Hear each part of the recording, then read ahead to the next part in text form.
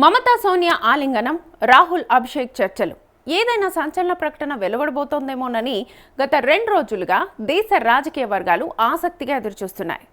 బెంగాల్ రాజకీయాల్లో సంచలన పరిణామాలు చోటు చేసుకుంటున్న వేళ తృణమూల్ కాంగ్రెస్ పార్టీలో విలీనం కాబోతోందన్న ప్రచారం తీవ్ర చర్చకు దారితీసింది.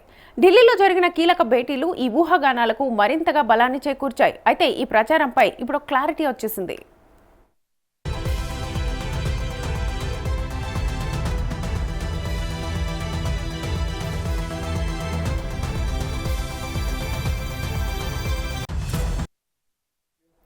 గతంలో కాంగ్రెస్ పై తీవ్ర విమర్శలు చేసిన పశ్చిమ బెంగాల్ ముఖ్యమంత్రి మమతా బెనర్జీ అనూహ్య వ్యాఖ్యలు చేయడం ప్రాధాన్యత సంతరించుకుంది.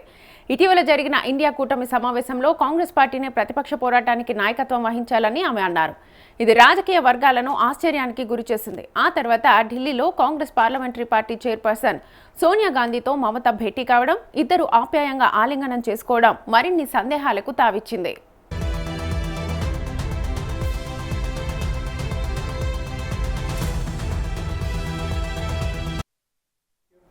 ఈ భేటీ జరిగిన మరుసటి రోజే లోక్సభ ప్రతిపక్ష నేత రాహుల్ గాంధీతో మమతా బెనర్జీ మేనల్లుడు టీఎంసీ జాతీయ ప్రధాన కార్యదర్శి అభిషేక్ బెనర్జీ సమావేశమయ్యారు. దీంతో టీఎంసీ భవిష్యత్, కాంగ్రెస్తో సంబంధాలు, విలీన అవకాశాలపై ఊహాగానాలు మరింత వేగం పుంజుకున్నాయి.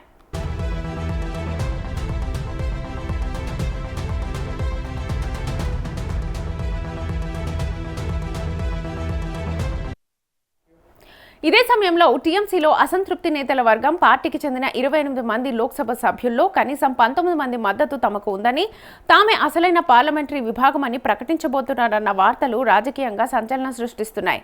ఇప్పటికే పార్టీకి చెందిన పలువురు నేతలు అసంతృప్తి వ్యక్తం చేయడం, వరుసగా రాజీనామాలు జరగడం కూడా మమతపై ఒత్తిడిని పెంచాయి.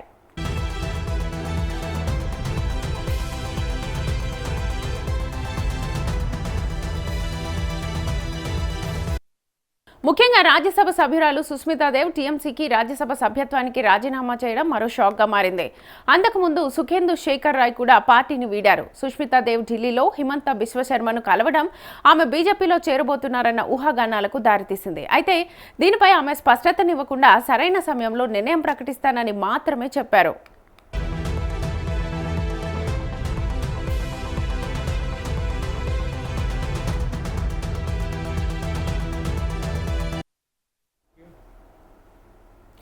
ఇక ఈ పరిణామాల వేళ ఢిల్లీలో టీఎంసీ నేతల కదలికల నేపథ్యంలో విలీనం వార్తలు జోరుగా ప్రచారంలోకి వచ్చాయి. అంతేకాకుండా శివసేన, ఉద్ధవ్ వర్గం కీలక నేత సంజయ్ రౌత్ ఒకప్పుడు కాంగ్రెస్ నుంచి విడిపోయిన టీఎంసీ, ఎన్సీపీ వంటి పార్టీలు తిరిగి కాంగ్రెస్లో కలవాలని వ్యాఖ్యానించడం చర్చకు మరింతగా ఊతమిచ్చింది.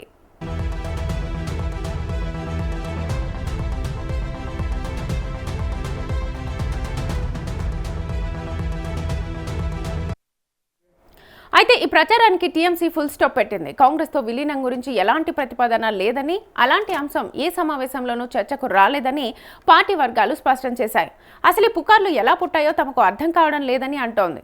అటు కాంగ్రెస్ వర్గాలు కూడా ఇదే విషయాన్ని వెల్లడించాయి. మమతా, సోనియా, రాహుల్, అభిషేక్ భేటీలో ప్రధానంగా పశ్చిమ బెంగాల్లో ప్రతిపక్ష వ్యూహాలు, ఇండియా కూటమి బలోపేతం, 2029 లోక్సభ ఎన్నికల సన్నాహకాల గురించే చర్చ జరిగిందని పేర్కొన్నాయి.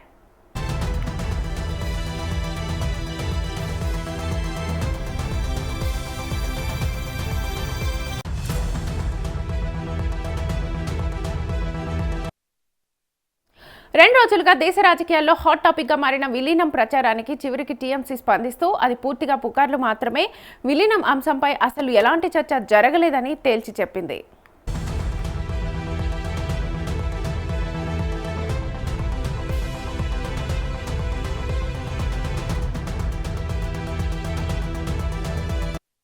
పార్టీ నుంచి విడిపోయిన ఎమ్మెల్యే రీటా బ్రతా బెనర్జీ నాయకత్వంలో ప్రధాన ప్రతిపక్ష కూటమిగా గుర్తింపు సాధించారు.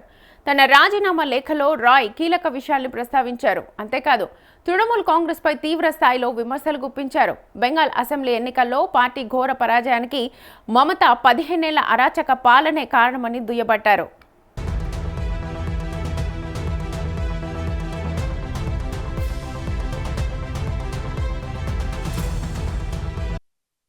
టీఎంసీ హయాంలో అవినీతి, మహిళలపై అఘాయిత్యాలు, విద్య, పరిశ్రమ, శాంతి భద్రతలు, ఉపాధి వంటి కీలక రంగాలు దారుణంగా క్షీణించాయని ఆరోపించారు.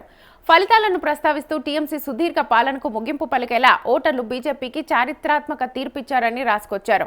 పాలనపై ప్రజా ఆగ్రహం, అవినీతి పార్టీ పతనానికి దారితీశాయన్నది ఆయన ప్రధానమైన మాట.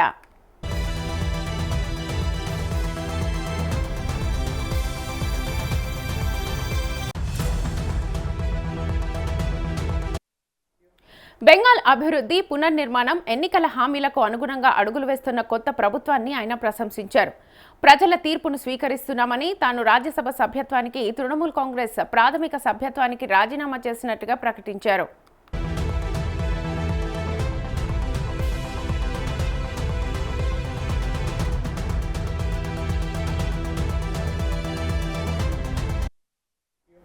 రెండు 2011 నుంచి టీఎంసీ తరఫున రాజ్యసభ సభ్యుడిగా రాయ్ కొనసాగుతున్నారు. సుఖేందు శేఖర్ రాయ్ రాజీనామా ఆ పార్టీకి పెద్ద షాక్గా వర్ణిస్తున్నారు.